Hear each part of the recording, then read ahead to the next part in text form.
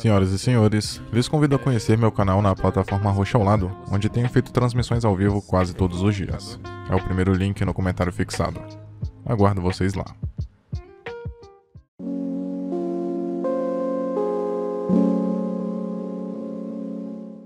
A vinheta de abertura da produtora responsável pelo filme traz algumas imagens do efeito Kuleshov.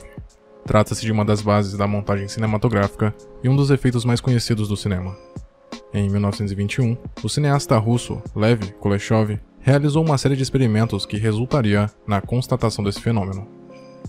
Resumidamente, uma mesma imagem de um homem olhando em direção à câmera tem seu significado alterado dependendo da cena sobreposta.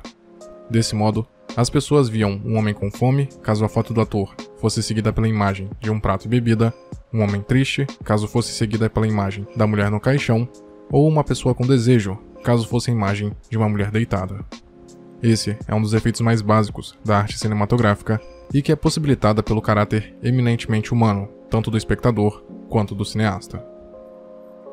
Em Estou Pensando em Acabar com Tudo, esse efeito é bastante explorado, ao mesmo tempo em que é dada uma liberdade interpretativa inesperada ao espectador, através de um roteiro e de uma direção que o tempo todo cria expectativas para logo frustrá-las, e inserir uma reflexão que está na contramão do esperado. O filme pode ser considerado uma experiência de arte abstrata, por ser interpretativo, contraditório e aberto. A arte abstrata é um estilo que usa a representação das formas de maneira muito diferente da realidade. Geralmente, uma obra subjetiva possibilita as mais diversas interpretações, que variam de pessoa para pessoa. O principal objetivo desse estilo não é contar uma história, mas incentivar o envolvimento e a imaginação tanto do artista quanto do espectador, que traz suas próprias experiências. A lógica do filme é exatamente essa, uma maior importância na interpretação do público do que nas supostas intenções autorais. A atriz Jessie Buckley interpreta uma mulher não identificada que está cogitando terminar com seu namorado Jake, com quem está há algumas semanas. Ainda assim, ela, relutantemente, concorda em acompanhá-lo em uma viagem de carro até a casa de seus pais, no campo, onde irá conhecê-los. A viagem é marcada por uma conversa desconfortável entre o casal, onde a voz interior da moça é predominante. Cada vez que sua narração é retomada, Jake parece conseguir ouvir o que ela está pensando e a interrompe sempre que seus pensamentos ficam muito pesados. São feitas várias trocas passivo-agressivas entre eles. Em determinado momento, por exemplo, ela não tem certeza se deve se aborrecer ou não com o fato dele adorar musicais.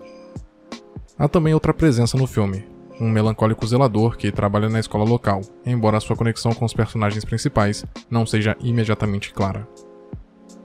Quando o casal chega ao seu destino, a viagem fica ainda mais estranha. Ela é apresentada aos pais dele, que aparecem jovens e idosos intercaladamente. O cão da família desaparece e aparece do nada e nunca para de se sacudir. E algumas das fotos de Jake quando criança parecem ser da namorada, cujo nome, formação e profissão mudam constantemente. Todos esses paradoxos apontam para o que seriam as reais intenções do filme, que é abordar, além de um término de uma relação amorosa, o drama de relacionamentos em geral, e os vícios e inseguranças que fazem parte deles. A jovem tenta causar uma boa impressão durante o jantar, mas cada tópico da conversa parece dar vazão a uma tensão tácita na sala. Ela não consegue entender bem o mundo ao seu redor, o que fica perceptível quando ela fala consigo mesma, através de seu monólogo interior, transmitindo uma tristeza e ansiedade crescente, conforme tenta se sair bem naquela situação. No entanto, conforme o filme avança, tanto ela quanto os acontecimentos fazem cada vez menos sentido, enquanto são exploradas muitas das dimensões dos pensamentos humanos. O tempo inteiro, o espectador é estimulado a se perguntar quais elementos do filme são reais e o que é apenas projeção especulativa. Mesmo enquanto a personagem contempla terminar com Jake, ela se questiona se há mesmo algum motivo para isso. Em um monólogo posterior, ela fala sobre o ciclo vicioso de querer que seu parceiro o veja como inteligente e de ter um parceiro inteligente para ser visto como inteligente por seus colegas. Essa forma estranha de contar a história realça o quão real as trocas entre os personagens parecem. A frustração que a jovem sente em relação a Jake, que Jake sente em relação à sua mãe e que seus pais sentem em relação um ao outro, são todas desconfortavelmente tangíveis, especialmente à medida que as tensões aumentam. Mas apesar de todo o teor interpretativo, caso se interesse em buscar alguma lógica na trama, é viável, visto que algumas pistas indicam o que possivelmente seriam as intenções objetivas do autor. Logo, embora a história seja contada através dos olhos da narradora feminina, ela não é real. Dicas que corroboram essa hipótese são as mudanças de nome, vestuário e personalidade da namorada e dos pais, que apesar de serem reais, já estão mortos e são imaginados em diferentes períodos de tempo de suas vidas ao mesmo tempo. Na máquina de lavar, no porão, a namorada encontra o que mais tarde se revela ser o uniforme do zelador, reforçando a ideia de que o porão em si é uma espécie de metáfora para a parte da mente de Jake, onde ele esconde sua vergonha e dor. No quarto de infância dele, a câmera passa por vários livros, DVDs e obras de arte que são referenciados por ele e pelos outros personagens o tempo todo, e além disso, em uma das primeiras cenas que aparece, o zelador olha pela janela de sua casa enquanto recita um mantra que mais tarde é ouvido pela jovem quando ela recebe uma mensagem no celular. A protagonista não existe. Ela e Jake são a mesma pessoa. Ela é apenas uma versão idealizada de alguém que ele conheceu brevemente em um bar, mas não teve coragem de abordar. Ou talvez uma síntese de várias mulheres que ele deixou de tentar conversar, como ele imagina que elas sejam. Ela é uma artista, mas é claro que aprendemos que a arte que ela mostra aos pais de Jake é na verdade uma arte existente que Jake gostou e tentou copiar, antes de deixar no porão. Ela é uma poetisa, mas o poema que recita é apenas um dos poemas em um livro no quarto de Jake, e ela é uma crítica de cinema que apenas cita críticas de um livro de Jake a respeito da obra de Pauline Kael, respeitosa estudiosa de cinema. Posteriormente, o discurso que Jake realiza quando recebe o prêmio Nobel cita outro, dado pelo matemático e economista John Nash, cuja luta contra a esquizofrenia fora narrada no filme A Beautiful Mind, um dos DVDs na prateleira de Jake. Até mesmo a história de como o casal se conheceu muda. Uma delas se assemelha à comédia romântica que o zelador assiste. Nessa versão, a jovem era uma garçonete e Jake, um cliente, como no filme. E em um momento na jornada de volta, após a visita à casa da fazenda, a namorada muda brevemente de Jessie Buckley para Colby Minifie, que interpreta a garçonete no filme visto pelo zelador. Curioso que mesmo que ele esteja imaginando sua versão idealizada de uma mulher que ele não conhece, Jake ainda consegue imaginar um relacionamento em decadência. Ao longo do que parece ser uma única noite, os dois vivem o que equivale a um relacionamento completo. Tem-se a sensação de que eles estiveram na fazenda não por apenas uma noite, mas por muitos anos. Os dois chegam no ponto crítico quando Jake insiste em dirigir até a sua antiga escola para se livrar de seus copos de sorvete inacabados, e ele entra no local, a deixando no carro. Quando retorna, ele parece convencido de que estão sendo observados. Embora ela proteste, ele insiste em enfrentar o espião e vai em direção à escola, seguido por ela que não consegue encontrá-lo, e sim o zelador, a versão real de Jake. Ela diz que está procurando um namorado, mas quando o zelador pergunta como ele é, sua feição muda.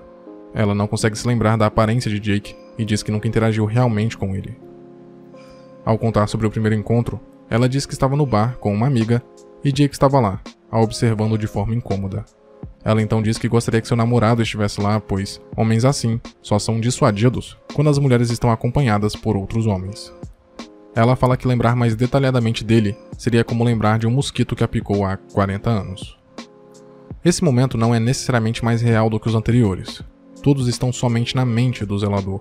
No entanto, parece que finalmente ele está recordando o que realmente aconteceu quando viu a moça antes de conhecê-la, em oposição às outras versões idealizadas, visto que essa é a primeira vez que ambos ficam frente a frente e ela pode falar por si mesma, mesmo que seja na imaginação dele. Se no início do filme, devido à narração, o espectador é levado a pensar que o título se deve ao fato dela estar pensando em terminar o namoro, a essa altura, já fica claro que Jake, o zelador, está pensando em suicídio. Ele vive no passado e no arrependimento, consumido pelas várias possibilidades do que poderia ter vivido. Ao longo do filme, há momentos intercalados do zelador, vislumbrando os alunos montando uma produção do musical Oklahoma. Quando recebe o prêmio, observado pela namorada e pelos pais na plateia, ele está em um dos cenários desse musical e também canta uma música deste, chamada Lonely Room. A canção é um lamento por uma vida não vivida.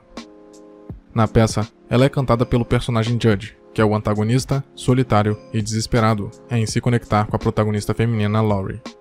Eventualmente, ele tenta matar seu namorado, mas acaba acidentalmente se ferindo com sua própria faca, acabando com a própria vida. Em uma das últimas sequências, versões idealizadas de Jake e da namorada dançam nos corredores da escola. Não por acaso, o primeiro ato de Oklahoma também termina em uma sequência icônica, conhecida como o Balé dos Sonhos. Nesse filme, a dança representa a vida idealizada que Jake desejou e nunca teve, repleta de romance, alegria e até pedido de casamento. Eventualmente, uma versão ficcional do zelador se junta à dança e mata o Jake idealizado. A dança simboliza o processo de autossabotagem e ao mesmo tempo a aceitação do personagem. Ele reconhece que é o antagonista, a única força destrutiva em sua própria vida, e que impediu que as coisas que poderiam ter sido acontecessem. Mais tarde, encontramos o zelador chorando do lado de fora da escola em sua caminhonete. Um porco animado gotejando com vermes leva o zelador nu de volta à escola para executar seu número final. O porco é uma referência à história contada na chegada do casal na fazenda, dos porcos que estavam sendo devorados por vermes, talvez porque Jake sente que está sendo devorado por dentro por sua própria depressão. O verdadeiro final de Jake é dentro de seu carro, sozinho, em uma noite fria, sofrendo um colapso mental. A cena derradeira do filme mostra seu carro completamente coberto de neve. Isso indica que ele nunca conseguiu sair do veículo e provavelmente morreu congelado na noite fria. Praticamente uma ironia dramática em forma de imagem, visto que durante a sequência do jantar, o pai de Jake criticou as pinturas paisagistas por não transmitirem emoção, já que não continha seres humanos. Possivelmente, essa última imagem é a mais significativa, profunda e dolorosa de se ver em todo o filme. Se ele se matou intencionalmente ou se foi algo acidental é uma incógnita, mas o que fica claro é que ele pelo menos considerava a morte uma alternativa. Talvez a mensagem mais forte do longa é a de que mesmo que a vida não seja repleta de emoções, reviravoltas ou como queremos, viver se deixando dominar por arrependimentos pode ter consequências devastadoras. Muito obrigado por ter chegado até aqui.